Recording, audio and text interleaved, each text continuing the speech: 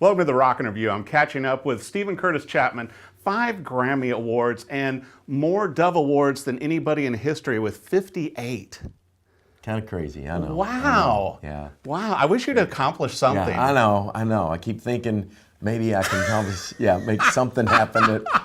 You know, and you're like a regular on the Opry now. I know. Just all the time. Loving that. That's one of the coolest things ever. Well, and I'll tell you what, I love your brand new album. Just came out in March, Deeper Roots, Where the Bluegrass Grows. And this is the follow-up to your 2013 album that was only available at Cracker Barrel, right? Right, yeah. Deep Roots, which was the first chance for me to kind of pay tribute to the music that got the whole thing started for me. Right. You know, I grew up in Paducah, Kentucky, just down the road from Cape Girardeau, Illinois. Indeed. We were just talking about that. So just up the road from you, or down the road, or over, whatever. And but grew up in a very musically intensive kind of environment with my dad playing bluegrass and folk music.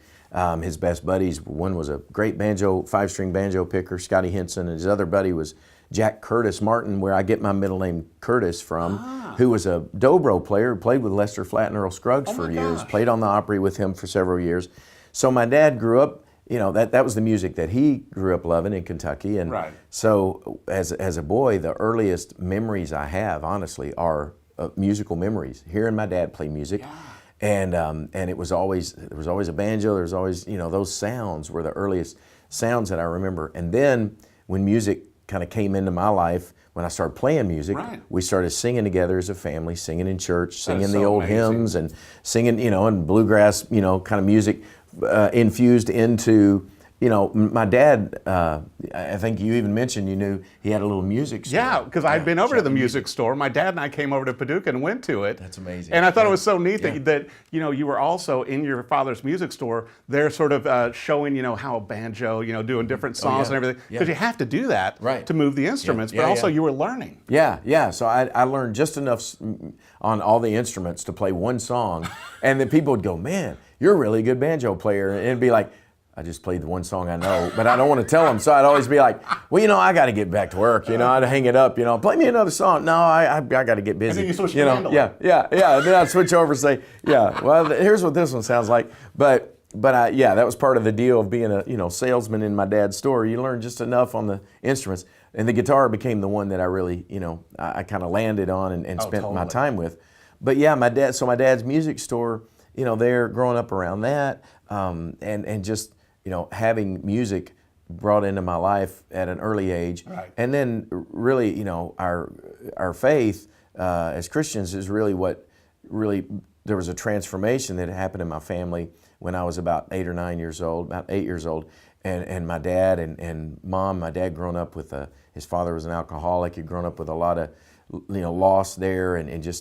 So when we as a family started to go to church together, and that became such a central part of our life, then we started singing together in church. And so the music all came together there with, you know, with gospel music.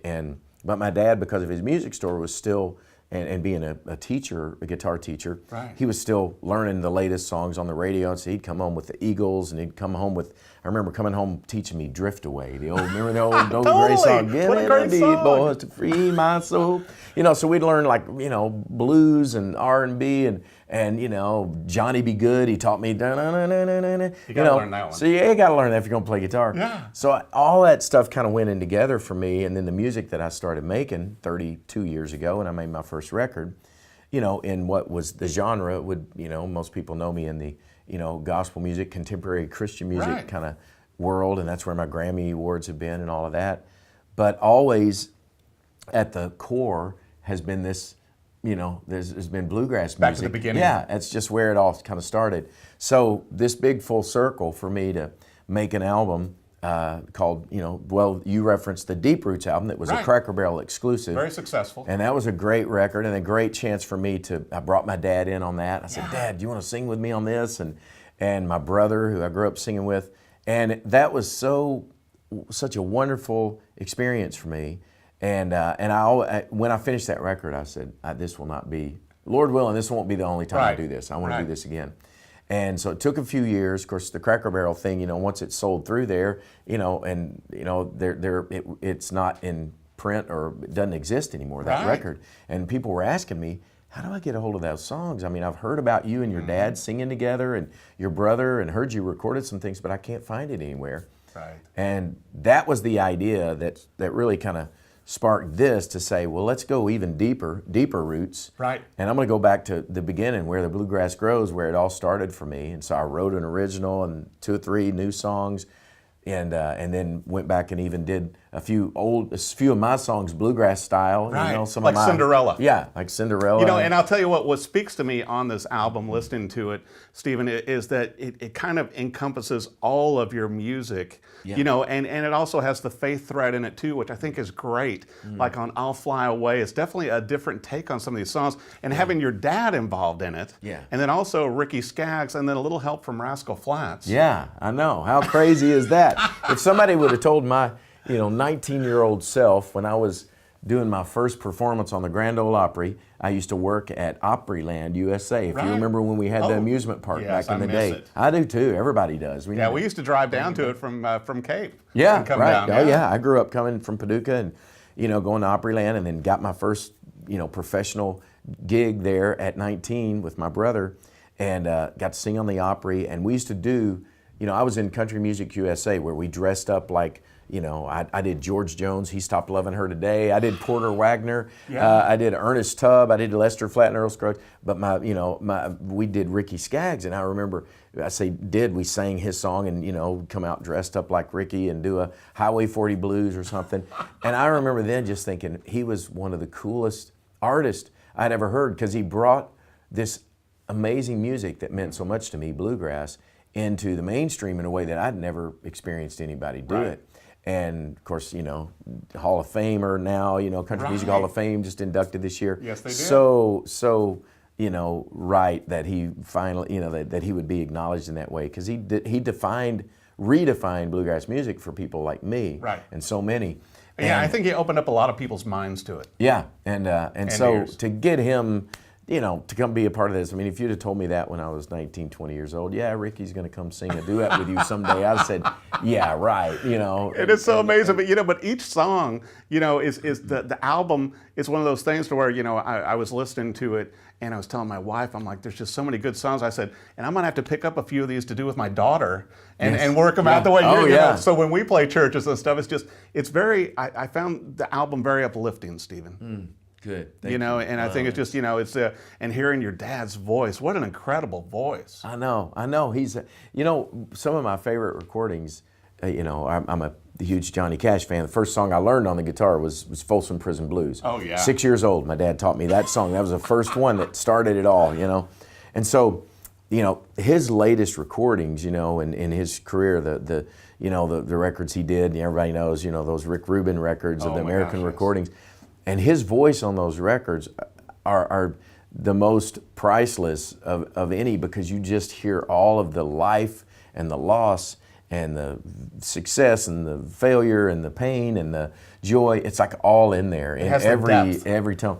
And my dad, that's what I love about hearing my dad's voice. He was an amazing singer as a young man, and he sounded remarkably like Glenn Campbell, which is one of the reasons why I'm such a huge Glenn Campbell fan. Well, and I can hear some of the Glenn Campbell music mixes in some of the songs too. I'm like going, oh my gosh, they'll sound like Glenn Campbell licks in there. Yeah, I know. We did. I'm like listening to your guitar parts, Yeah. Oh, I know. Yeah. Well, Glenn was a huge influence too, but my dad has that voice. But even as he's gotten older, there's so much character and there's so much just life in there. That to get him to sing.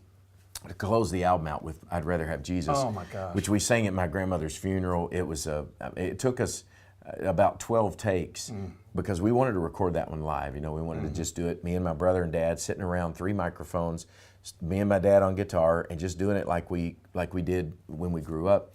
And it took us 12 takes because he kept breaking down. Yeah, because we sang that at my grandmother's funeral. His mom, who raised me and his brother alone. His dad passed away when my dad was a boy, so he didn't know his dad.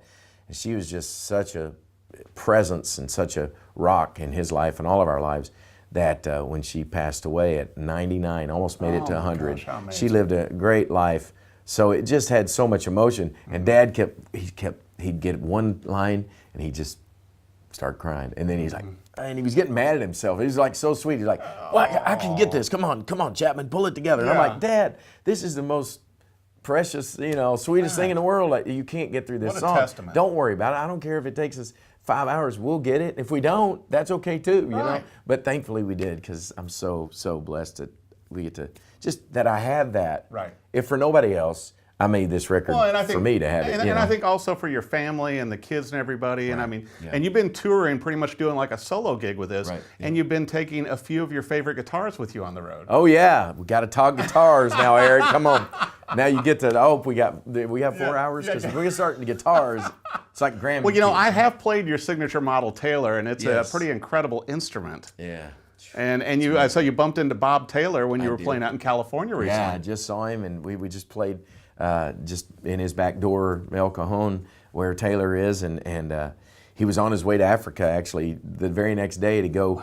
Wow. They do an amazing work there, Taylor. I'm so proud of the work they're doing there. As he goes to obviously harvest, some of the wood and things that they're using for the guitars, but he's got an amazing Taylor, and he's kind of spearheaded this great work that they do with the people there, the local people, to just kind of pour back into their economy, back into their, Taylor's done so good with that, with helping, the living quality and everything of the people there, indigenous people, and also with the growing back the trees. Right, I know. To be able to make more guitars for us. I love it. It was so cool. But I got to see him. He came to the show, he and Cindy, and I was like, Cindy, I have your Cindy inlay in one of my favorite guitars, and she's like, I know, because he named it after her. But it was so neat to see him, and he was highly complimentary of the sound of the guitars. I'm like, good. I was nervous. I'm like, oh man, I hope these sound. The master builder I know. there. I hope these sound like he hopes they sound. And he said, your playing's great. But Taylor guitars are you've been with them a long time. Been a big part of my life, and this solo tour is. I've got 3 of them on stage. I've got a Koa. I know you mentioned you got the Koa I had out on this run, but the signature series, I've got the 714, which is cedar top. I mean, I played my first one. My first Taylor was an 810 a Dreadnought that I had years and years ago, and I just loved the sound of it. It was the closest thing I could find to my dad's old Martin D28. Oh, yes. When I first strummed that thing, I was like, this feels like that old Martin guitar of my dad's. That I can't ever, unless I'm ready, unless I can go spend, tens of thousands of dollars. I'm like, I can afford this guitar, and it sounds so much like that. Right. So that started my Taylor, my kind of love affair with Taylor guitars. And then several years ago, they honored me incredibly with saying we want to do a signature series for a while with you. And so they did the 714 has kind of just become my go-to guitar. I love the feel of it. I love the sound. Well, you're such an incredible player, and I think the Taylor lends itself so much to your voice also, and your rich vocals. And I'll tell you what, I just love this album. Be sure and pick up a copy, Deeper Roots. And also, you want to see him on tour. It's just an amazing, heartfelt album. And I think, if you listen to the whole album, I suggest you buy the real album and download it all. Don't just get the singles. But you're going to find something you love in here. And having your father and Ricky Skaggs, and it's just like, it's tough to pick a favorite song on here. Yeah. And I think it speaks to your musical heritage, Stephen. Mm-hmm. Yeah. So what a great tribute and everything with this album. Deeper Roots. Be sure and get a copy. Stephen Curtis Chapman, thanks for watching The Rockin' Review.